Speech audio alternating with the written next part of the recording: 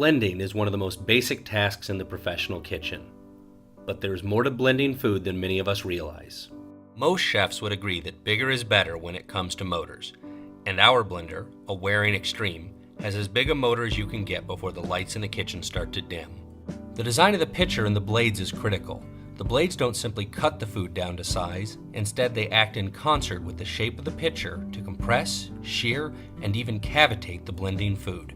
And flow is also important.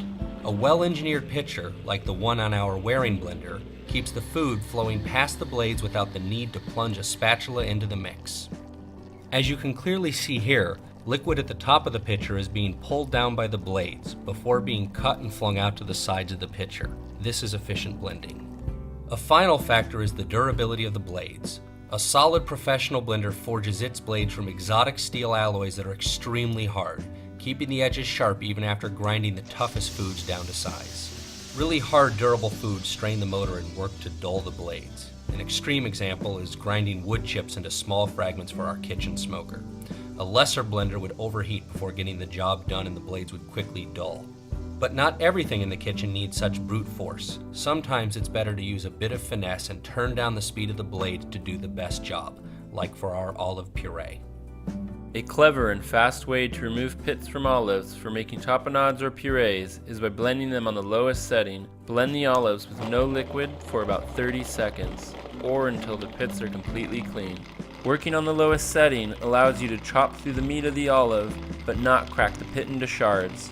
Once you have blended the olives for about 20 to 30 seconds, you can empty them out into a container and separate out the undamaged pits.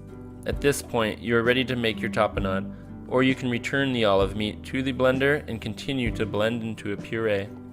With the aid of Waring's high-powered motor, you can blend durable foods like raw carrots into a soup with nothing more than a little water and time.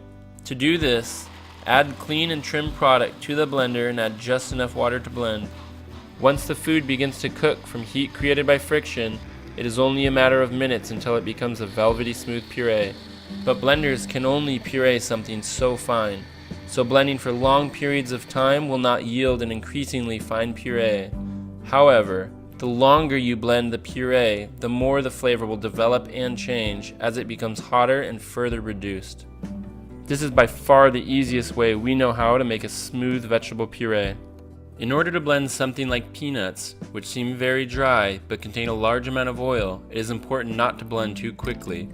You will also need to consider the volume you are blending. Too little, and the peanuts are flung to the sides and never make contact with the blade. Too much, and the peanuts will stop flowing and the blades will free spin, at which point you will then need to scrape down the sides over and over, and this can become a huge waste of time. To blend the peanuts into a butter with minimal effort, start with about 600 grams of nuts on the lowest setting until they become fine pieces and begin to flow. At this point, you can begin to slowly turn up the speed. As a blender becomes warmer, the fat in the nuts begins to thin, and as this happens, the puree will begin to flow smoother and smoother. You can decide when the nut butter is finished based on how coarse or how fine you want your nut butter. These are just a few of the many amazing things you can do with the Waring Xtreme blender. With its powerful motor, excellent blade design, and lasting durability, the Waring Xtreme is a great addition to any commercial kitchen.